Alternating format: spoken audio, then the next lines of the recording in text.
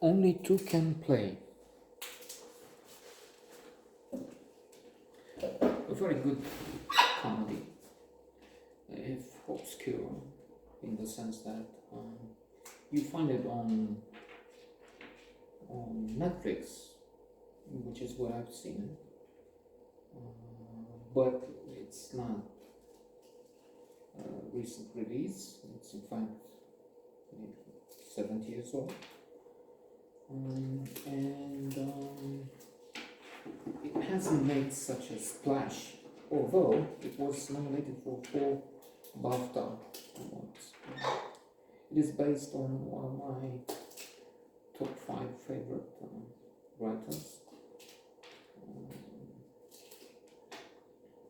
Kingsley Amis, father of Martin Amis. They are the only ones in town in the world to be so successful, magnificent, miraculous, really.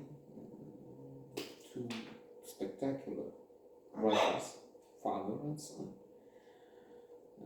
and in their own right, not just as as for the tennis and other games. One fellow, incidentally, rather detestable player leading men's singles, and you have completely different players in the doubles, leading the charts in the doubles. No, they're brilliant, glorious in their own right. Kingsley Amis, in fact, has been named as the funniest, the best comedy writer of the past,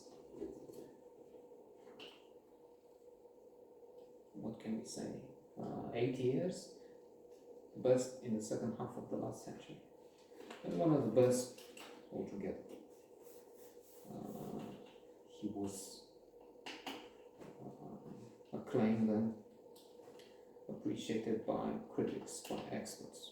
As I said in my own book, top 5, let's say 10, 20, 50, because there's so many, and I just appreciate them a lot, and it's hard to make a list and say this is number 1, this is number 6. Although I still keep Marcel Proust floating somewhere above. Somerset Maugham, and there's a great number of women writers I'm discovering now. But let's try and return for a while to that uncertain feeling, which is the name of the Booker-winning novel by Kingsley Amis, which is what Only Two Can Play is based on.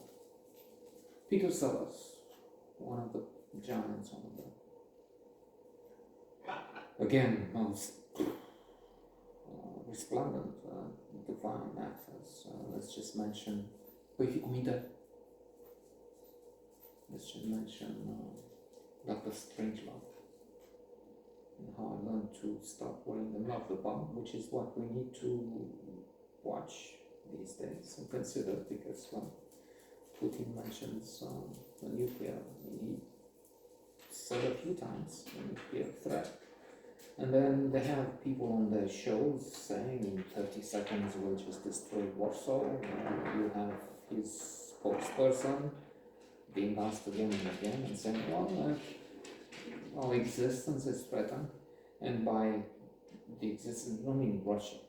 They identify themselves, I mean, if their position of power. So let's stop descending on that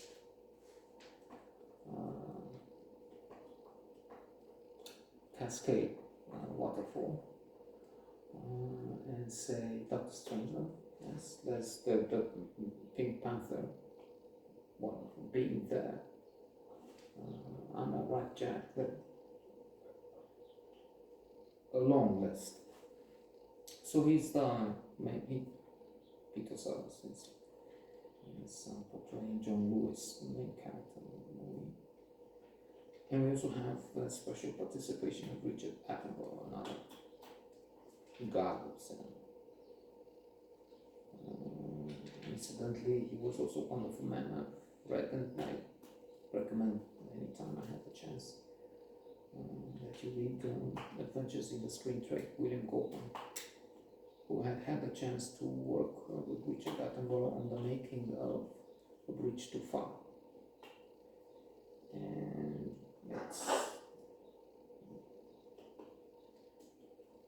it's a wonderful lesson. It's full of information. The book overall on this particular chapter and how they had to work, how they had to do all the things in one afternoon because they had the authorities close the bridge for them, but only on this small window.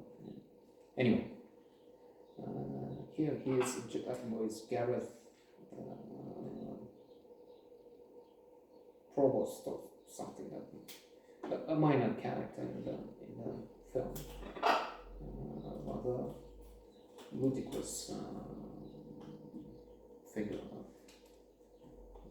pretentious playwright. John Lewis is a librarian, married to Jean Lewis. They have 2 children, and they're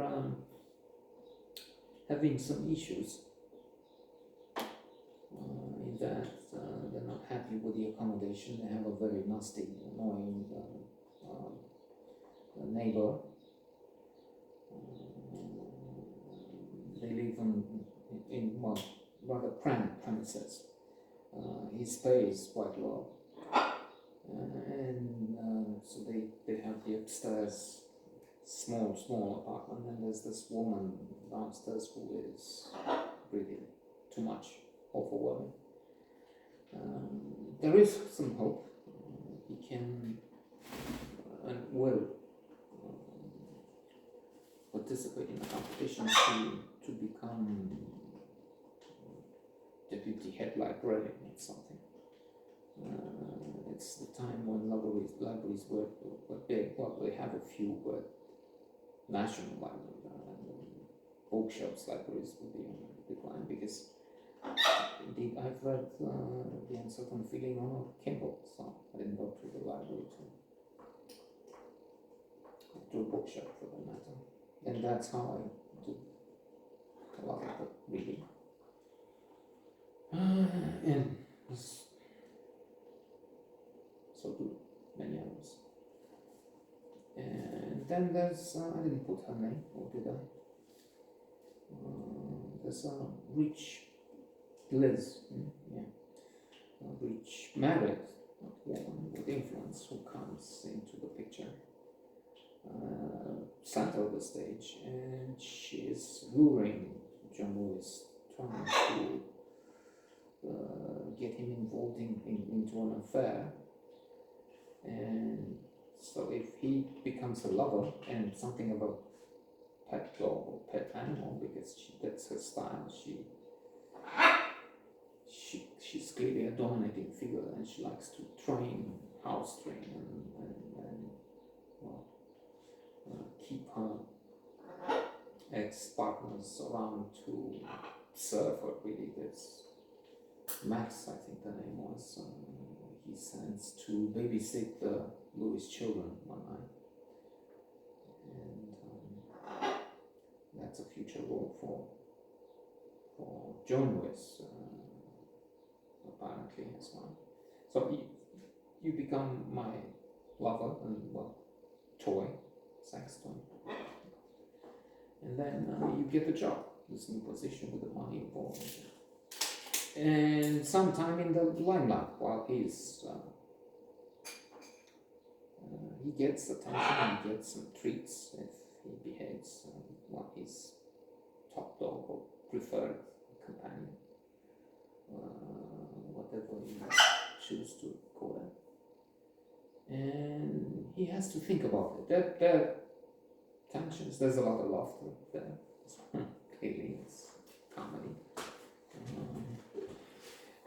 with serious undertones.